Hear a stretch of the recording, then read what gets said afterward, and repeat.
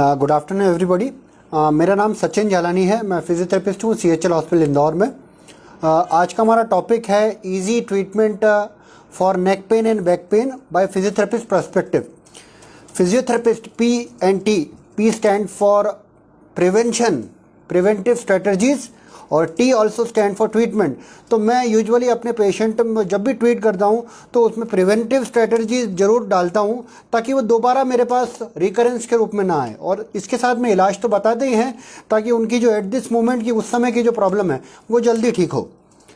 अब हम neck pain और बैक पेन की बात करें तो जब भी पेन होता है बॉडी में तो या तो वो सडन ऑनसेट होता है या ग्रेजुअल ऑनसेट, यानी कि वो किसी कारण से तुरंत भी हो सकता है या फिर बहुत छोटे छोटे कारणों के परिणाम के कारण एक बीमारी बन जाता है। तो अगर हम कमर दर्द या गर्दन दर्द की बात करें तो इसके डेवलप होने के बहुत सारे कारण रहते हैं। अगर हम आसान भाषा में समझे तो अगर हम इमारत या मकान बनाते हैं कोई भी, तो अगर उसका फाउंडेशन, उसका बेस, अगर उसकी नींव कमज़ोर रहेगी तो कभी भी मजबूत इमारत नहीं बनेगी। अगर दूसरी भाषा में हम समझे तो हमारे जो शरीर के 3 मुख्य स्तंभ होते हैं, पोस्चर, एक्सरसाइज और न्यूट्रिशन। हमारी लाइफ के 3 स्तंभ है, ये समझ लीजिए आप। पोस्चर मतलब एक हेल्दी पोस्चर। अगर हमको बीमारी से बचना है तो हमको घर में, ऑफिस में काम करते वक्त एक अच्छा पोस्चर रखना पड़ेगा। एक अच्छा पोस्चर रखने से हम हमारे स्पाइन में डिजेनरेशन को रोक सकते हैं।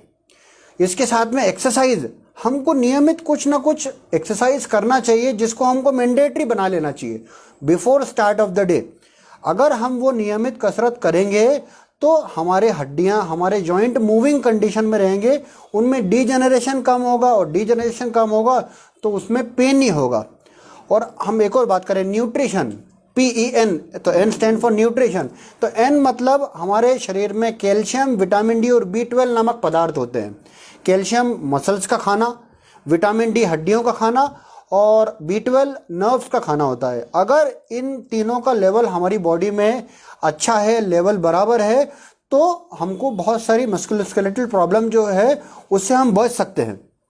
तो पोस्चर, एक्सरसाइज एंड न्यूट्रिशन, इस पे हमको गौर करना चाहिए ताकि हमको कोई प्रॉब्लम डेवलप ना हो।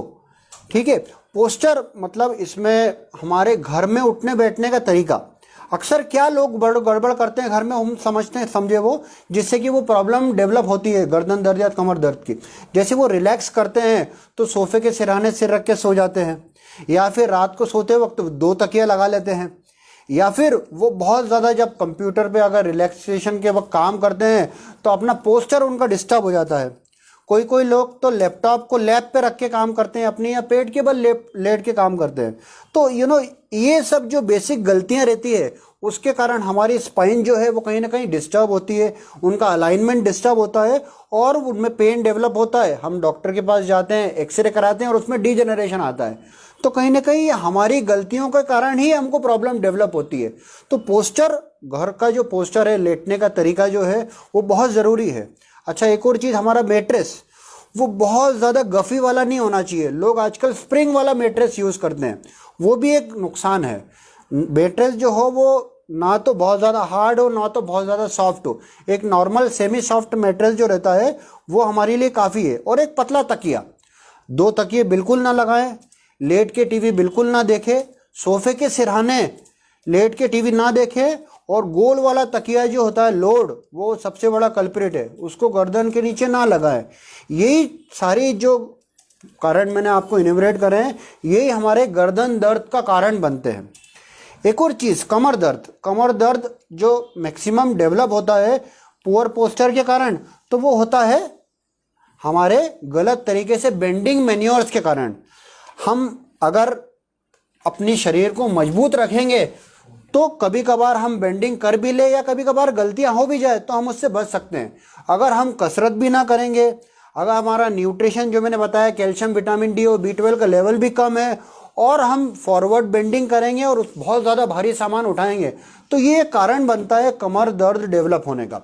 तो कोशिश करके जब भी बेंड करो, कोशिश करके घुटने मोड़ के बेंड करो, और अपने पीठ को इस प्रकार रखो, मजबूत रखो कसरत करके, ताकि वो आगे झुकने वाली प्रक्रिया को विथस्टैंड कर सके। फिर एक और बात पोस्चर की अगर करें तो ऑफिस में कंप्यूटर पे काम करते वक्त हमको हमारी पीठ जो है वो सीधी रखना चाहिए। लोग जब भी बैठते हैं ज़्यादा देर बैठेंगे तो वो स्लाउच होके बैठ जाएंगे, या फिर इस प्रकार से पीछे सरक के बैठ जाएंगे, या फिर बहुत ज़्यादा आगे झुक के चले जाएंगे। तो ये यूजुअली ख़राब पोस्चर होते हैं, जिससे हमारी पीठ का अलाइनमेंट डिस्टर्ब होता है, हमारे मसल ओवर यूज़ होते हैं, हमारे जॉइंट की जो चपलता है वो एक ही डायरेक्शन में बहुत ज़्यादा बढ़ जाती है। तो ये कुछ पॉइंट होते हैं जिससे कमर दर्द डेवलप होता है पुअर पोस्चरल हैबिट के कारण। तो हमको घर पे पोस्चर अपना और बाहर पोस्चर यानी कि ऑफिस में काम करते वक्त दोनों दुरुस्त रखना चाहिए, ताकि वो हमको कमर दर्द या गर्दन दर्द को डेवलप होने से बचे।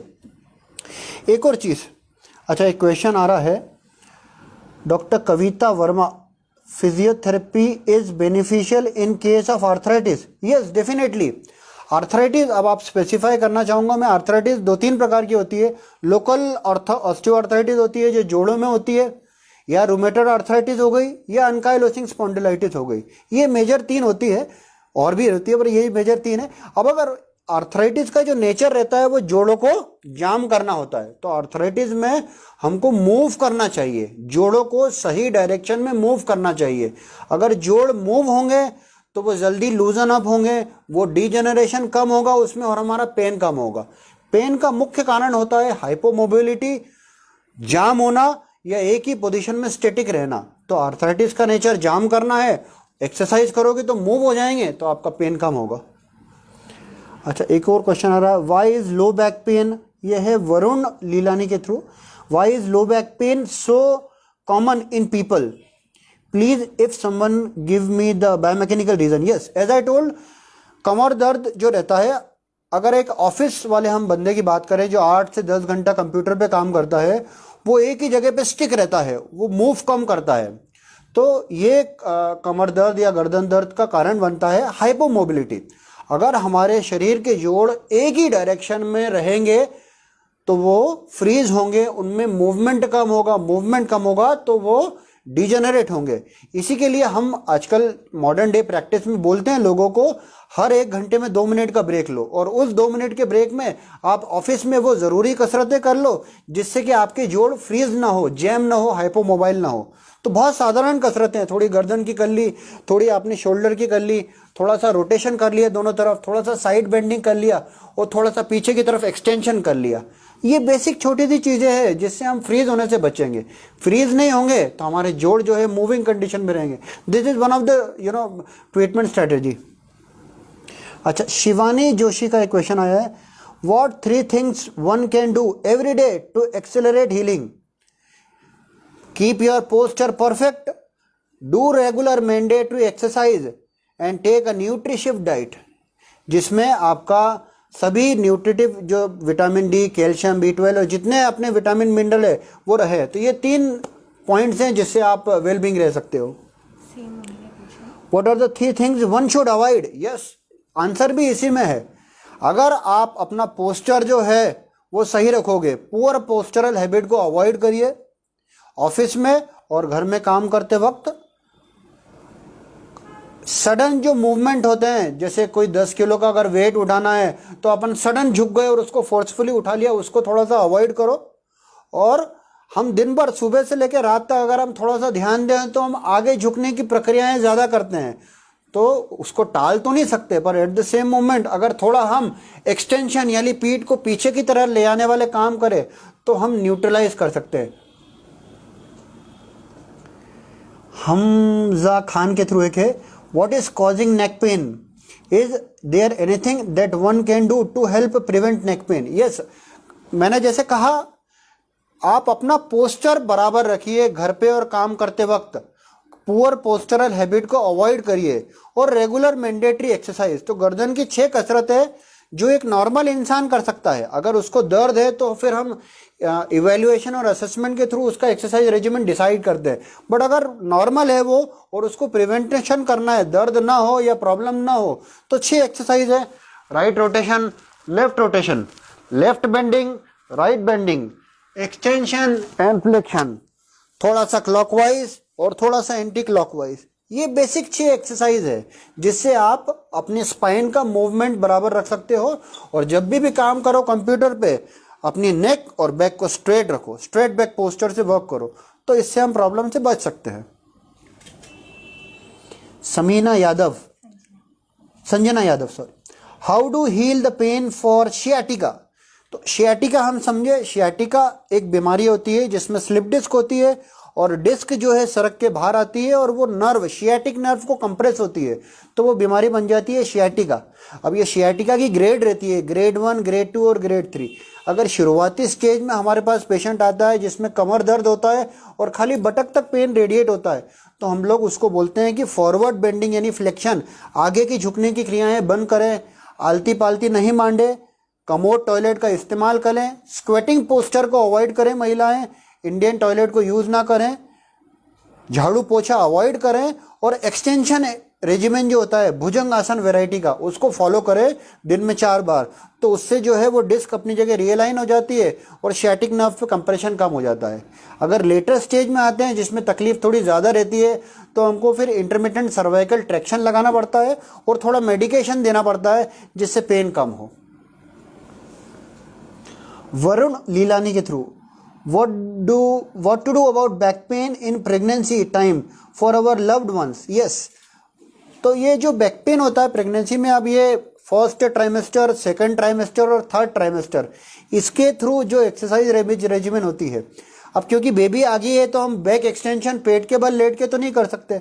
हाँ, हम ये कर सकते हैं कि साइड लाइंग पोजिशन पे थोड़ा एक्सटेंशन एटीट्यूड पेशेंट का करवाएं, थोड़ा सा ब्रिजिंग एक्सरसाइज होती है, दोनों घुटने मोड़ के जो अपना पेल्विस जो कमर है उसको ऊपर उठाने वाली एक्सरसाइज, और कांच में स्ट्रेट महिलाएं खड़े हो और अपना पोस्चर देखें।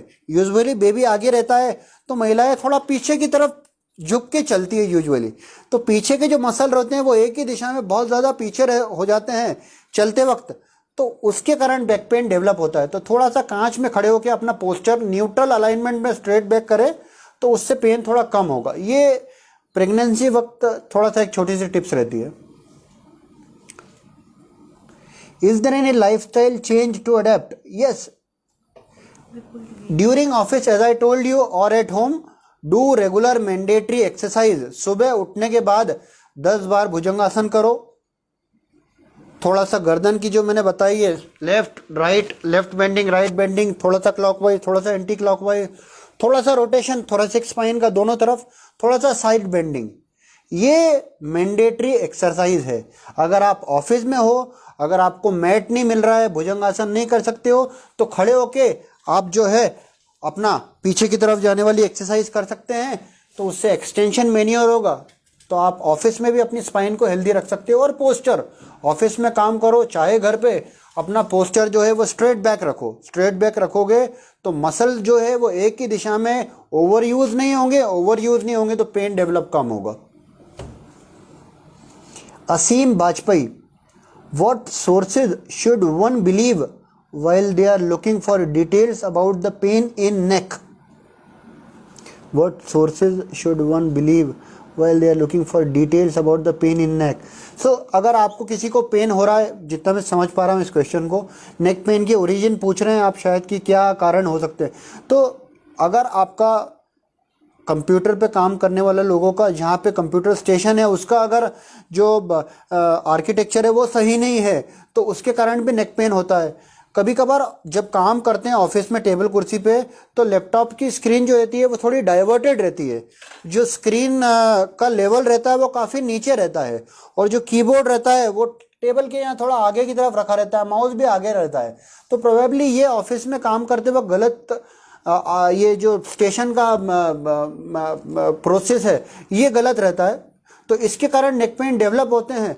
तो बनते कोशिश, अगर आप कंप्यूटर पे काम करते हैं तो स्क्रीन का जो लेवल है वो आपके मिड फोरहेड लेवल पे आना चाहिए।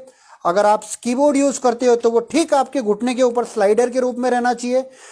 स्लाइडर के ठीक पास में आपका राइट हैंड तरफ माउस रहना चाहिए, और कंप्यूटर की स्क्रीन और आपके बीच में एक आर्म के लेवल की दूरी होना चाहिए। ये एक आइडियल स्टेशन होता है जिससे कि आपका जो मसल्स है बॉडी के वो अननेसेसरी फटीग नहीं होते हैं। तो इस प्रकार अगर आप ऑफिस में काम करें तो नेक पेन को हम डेवलप होने से बचा सकते हैं। और एज आई टोल्ड यू, सुबह उठने के बाद कुछ ज़रूरी मैंडेटरी कसरतें, और ऑफिस में 1 घंटे के बाद 2 मिनट का ब्रेक। उस 2 मिनट के ब्रेक में थोड़ा सा आप स्ट्रेचिंग कर लो, तो उससे आपकी जो है पेन थोड़ा कम हो सकता है। Saumya Kher, sir will the physiotherapy treatment be painful? No. जो पुराना हमारा साइंस था वो ऐसा लोग सोचते थे, मोर पेन मोर गेन, बट अब फिजियोथेरेपी ऐसी बिल्कुल नहीं रही है। Physiotherapy is now a painless profession. जो एक्सरसाइज हम बताते हैं, जो ट्रीटमेंट भी हम करते हैं, वो एब्सोल्युटली पेनलेस रहती है। पेशेंट को पेन नहीं होता है। इवन अगर पेन होता है तो हम ऐसा मानते हैं कि या तो एक्सरसाइज गलत है, या करने का तरीका गलत है, या थेरेपिस्ट कुछ गलत गाइड कर रहा है। तो पेन इज नेवर देयर। अभी जो कंसेप्ट रह गया है वो लेस पेन और मोर गेन का रह गया है। How to treat the swelling और नर्व पेन? नाउ स्वेलिंग किस जगह की बात कर रहे हैं मैम?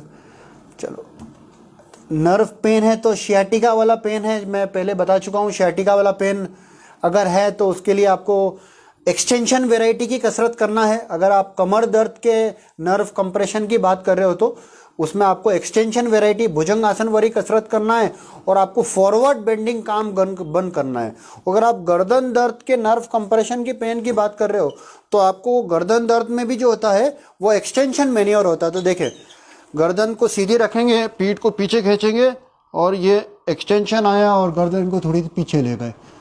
तो जैसे पीठ में भुजंग आसन वैरायटी की कसरतें रहती है, वैसे गर्दन में रिट्रैक्शन एक्सटेंशन मैन्योर होता है, जिससे हम गर्दन को न्यूट्रल स्पाइन में रख के पीठ को पीछे ले जाते हैं गर्दन को, तो उसमें एक्सटेंशन एटीट्यूड होता है। तो ये एक तरीका होता है नर्व पेन को कम करने का, पर at the same time posture का ध्यान रखना है, बेंडिंग मैन्योर स्पाइन के कम करना है, उससे प्रॉब्लम वर्सन नहीं होगी। Dheeraj Jay Singhani, after long sitting hour most people experience pain in their shoulder and neck, what may be the reason behind it? Yes, as I told you धीरज, अपना पोस्चर काम करते वक्त आपको दुरुस्त रखना पड़ेगा। अगर आप अपना पोस्चर नहीं बराबर रखोगे, इसका मतलब आप बॉडी से अनड्यू एडवांटेज लेना चाह रहे हो, आप उसको गलत इस्तेमाल कर रहे हो, तो वो पेन करेगी। आप कंप्यूटर पे या ऑफिस में कोई भी काम कर रहे हो, अपना पोस्चर बराबर रखो, और हर 1 घंटे बाद या 2 घंटे बाद कुछ मैंडेटरी स्ट्रेचिंग या एक्सरसाइज करो, जिससे जॉइंट जो हाइपोमोबाइल हो जाते हैं, जो फ्रीज हो जाते हैं, वो ओपन अप हो जाए। तो ये पेन को कम करने का ऑफिस में एक तरीका है कि आप अपना पोस्चर बराबर रखो, और थोड़ी देर में ब्रेक लेके 2 मिनट की कसरत करो स्ट्रेचिंग की, उससे पेन कम हो सकता है। Sanket Maharana, what is the best way to ensure that my neck pain is properly treated? Sanket, 3 तरीके से आप नेक पेन को टैकल कर सकते हो, पोस्चर, एक्सरसाइज और न्यूट्रिशन। अगर न्यूट्रिशन की बात करें तो अपने बॉडी का कैल्शियम, विटामिन डी और B12 लेवल चेक करो। अगर पोस्चर की बात कर रहे हैं तो ध्यान रखो, घर पे 2 तकिए लगा के नहीं सोना, लेट के टीवी नहीं देखना, सोफे के सिरहाने सिर रख के नहीं सोना, गोल वाला तकिया नहीं लगाना, कंप्यूटर पे काम करते वक्त गर्दन को न्यूट्रल रखना, और एक्सरसाइज जो मैंडेटरी ज़रूरी कसरतें हैं, left rotation, right rotation, left bending, right bending, extension और बेंडिंग, इसको दिन में 10-10 रिपीटेशन 3 से 4 बार करना, तो आप अपने नेक पेन को फिक्स कर सकते हो। Shekhar Singh Tomar, after any accident legs are injured, so how much time it will take to recover? नहीं शेखर, अब ये थोड़ा सा स्पाइनल कॉर्ड इंजरी का क्वेश्चन है शायद, कि अगर एक्सीडेंट के बाद इंजरी हो तो I think it's a separate domain. Aseem Vajpayee, what are the exercises that are permissible? तो असीम, अगर आप मैंडेटरी सिर्फ एक्सरसाइज की बात कर रहे हो तो मैंने पहले भी बताया, जो एक्सरसाइज नेक की और बैक की है वो हम घर पे कर सकते हैं। महक Anwar, precautions to take after slip disc and how much time it will take for full recovery? जी तो अगर हम स्लिप डिस्क की बात करें, अगर हम कमर दर्द के एलएस स्पाइन के स्लिप डिस्क की बात करें, तो शुरुआती स्टेज हो या मिड स्टेज हो या बहुत ज़्यादा डिस्क अगर बाहर बल्ज हो गई है, उन तीनों ही स्टेज में हमको ध्यान ये रखना पड़ेगा कि कोई भी एक दिशा के मूवमेंट बंद करना पड़ेगा। 90% डिस्क जो होती है वो पोस्टीरियर डायरेक्शन की रहती है, डिस्क बल्ज जो होता है, तो हमको फॉरवर्ड बेंडिंग एक्टिविटीज़ जो है वो बंद करना पड़ेगी। फॉरवर्ड बेंडिंग एक्टिविटीज़ बंद करेंगे, अगर शुरुआती ग्रेड 1 की डिस्क है तो एक्सटेंशन मेनी और भुजंगासन वाली कसरत करेंगे और कोर स्ट्रेंथनिंग करेंगे। अगर ग्रेड 2 लेवल है तो उसमें ट्रैक्शन और मेडिकेशन का भी रोल है, और ग्रेड 3 अगर है तो it's a difficult task, it patient में require surgery also, but grade 1 grade 2 fix किए जा सकते हैं। किसी भी एक डायरेक्शन के मूवमेंट को बंद करना पड़ेगा। और भुजंग आसन यानी एक्सटेंशन वैरायटी की कसरतें 90% लोगों में बताई जाती है, उससे वो डिस्क रियलाइन होती है, नर्व के ऊपर कंप्रेशन कम होता है और प्रॉब्लम कम होती है। How do a person know if neck pain is serious and how should one treat their neck pain? ठीक है, नेक पेन अगर आपका सिर्फ नेक तक सीमित है तो वी कैन अज्यूम ये छोटी सी प्रॉब्लम है, ज़्यादा नहीं है। अगर नेक पेन आपका आर्म में आ रहा है, it's a problem, it means आपकी डिस्क बल्ज हो रही है और नर्व कंप्रेस हो रही है। अगर वो फोरआर्म में आ रहा है, it means it is going into grade 2 disc bulge, और उसके साथ में अगर झुंझुनी और सुन्नपना है तो it's a serious thing to tackle. तो कोशिश करके अपना जो गर्दन दर्द है वो अगर शुरुआती स्टेज में ही टैकल कर लिया जाए तो प्रॉब्लम को हम जल्दी ठीक कर सकते हैं। माने कि जब भी प्रॉब्लम स्टार्ट होती है तो एकदम वर्सनिंग पेरिफेरलाइजेशन नहीं होता है कि सीधे हाथ में दर्द हो जाए। जब भी प्रॉब्लम स्टार्ट होती है तो वो इंडिकेट करती है अपने को सबसे पहले गर्दन में या कमर में, तो उसी प्रॉब्लम को उस वक्त टैकल करो, किसी अच्छे थेरेपिस्ट के पास जाओ, इवैल्यूएशन कराओ और सही कसरत करना शुरू करो, तो आप अपनी प्रॉब्लम को वर्सन होने से रोक सकते हो। Varun Lilani, is cycling walking allowed for a slip disc patient? Also is driving a car permissible to them? Yes, आप साइकिलिंग कर सकते हो, लेकिन ध्यान रखें कि उसमें आपका पोस्टर फॉरवर्ड बेंड ना हो। हाँ, अगर आपको स्लिप डिस्क एक्यूट स्टेज में है, आपको पेन बहुत ज़्यादा हो रहा है, तो वॉकिंग से वो वर्सन हो सकती है। हम यूजुअली जब भी स्लिप डिस्क का केस रहता है तो शुरुआती स्टेज में हम लोग उनको बेड रेस्ट करने का बोलते हैं ताकि वो इमोबाइल हो जाए, वो अनलोडेड हो जाए। अगर अनलोडेड पोजीशन में डिस्क रहेगी तो वो ठीक होने की ज़्यादा संभावना रहेगी। अगर आप लोडेड पोजीशन पे रहोगे, ज़्यादा बैठोगे, ज़्यादा वॉक करोगे, तो वो डिस्क जो है वापस बल्ज होने की ज़्यादा पॉसिबिलिटी रहेगी। तो जब भी एक्यूट आपको सीवियर लो बैक पेन होता है या शियाटिका टाइप के सिम्टम्स होते हैं या फिर हाथ में दर्द आता है, तो हम लोग उनको अनलोडेड करते हैं, यानी उनको लेटने का बोलते हैं, बेड रेस्ट करने का बोलते हैं, ताकि डिस्क के ऊपर से प्रेशर कम हो तो नर्व के ऊपर से कंप्रेशन कम होगा और वो हीलिंग में जल्दी मदद मिलेगी। तो cycling, walking is not permissible if there is acute pain. हाँ, जब आपका पेन बहुत ज़्यादा कम हो जाए, जब आप सेटल होने लगो, तब आप धीरे धीरे वॉक कर सकते हो। बट साइकिलिंग कोई ऐसा ज़रूरी नहीं है कि अब आप स्लिप डिस्क हो रहा है तो आप साइकिलिंग करो, you can avoid that. Varun Lilani, sir कितने मंथ के लिए ट्रीटमेंट करना पड़ता है अगर किसी को स्लिप डिस्क होती है? It is not month. अगर आपको स्लिप डिस्क हुई है, आप प्रॉपर थेरेपिस्ट के पास पहुंच गए हो, तो the problem can be fixed in 1 or 2 weeks.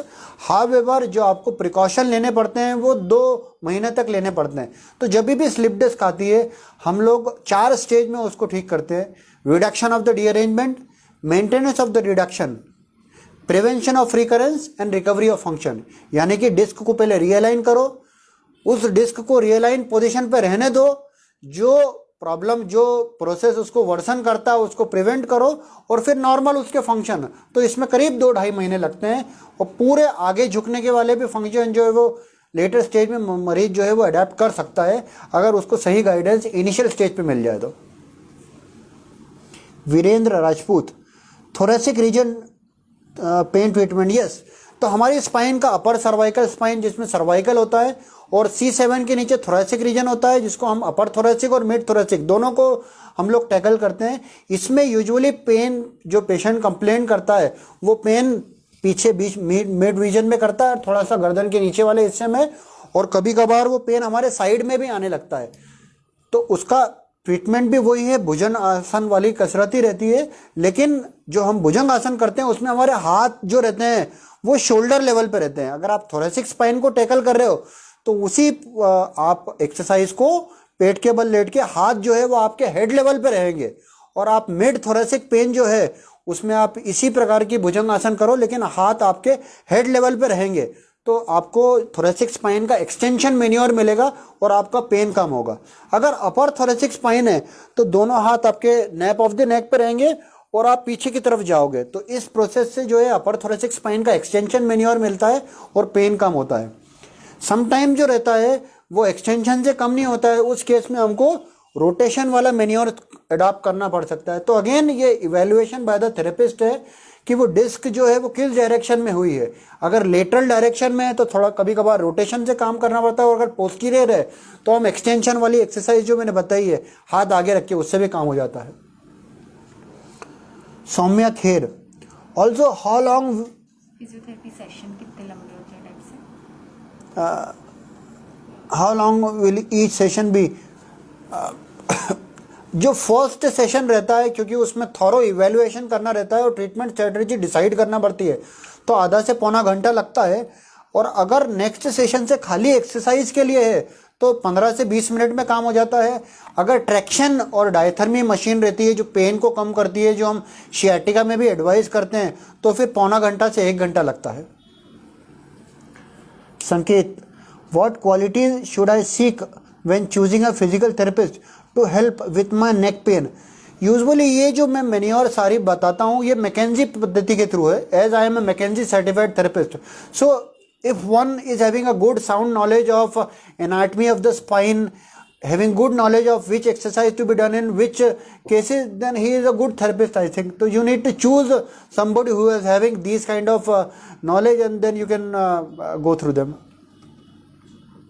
Varun Lilani, sir full day computer desk पे वर्किंग करने से सर्वाइकल के चांसेस तो नहीं होते हैं ना? देखो, काम तो सबको करना पड़ता है, मैं भी 12 से 13 घंटे काम करता हूँ, बट ऐसा ज़रूरी नहीं है कि आप ज़्यादा काम करोगे तो आपको ये प्रॉब्लम हो जाएगी। हाँ, डेफिनेटली अगर आप अपनी बॉडी को बहुत ज़्यादा यूज़ करें तो एट द सेम टाइम आपको उसको न्यूट्रिशन देना पड़ेगा। तो बॉडी का न्यूट्रिशन खाली अच्छा खाना खाने से नहीं होता है, उसको एक्सरसाइज भी करना पड़ती है। तो नियमित अगर आप सुबह उठ के कसरत करो, ऑफिस में अगर 2-2 घंटे के गैप के बाद 2-2 मिनट का आप स्ट्रेचिंग करो, अगर आप अपना पोस्चर बराबर रखो, कैल्शियम, विटामिन डी और B12 का लेवल बराबर रखो, तो even if you are working for long hours आपकी बॉडी सही रह सकती है। So I think that is all for today. I think I have explained enough to prevent neck pain and low back pain, and to how to fix a neck pain and low back pain by means of simple exercises. Thank you very much for joining me on. Thank you.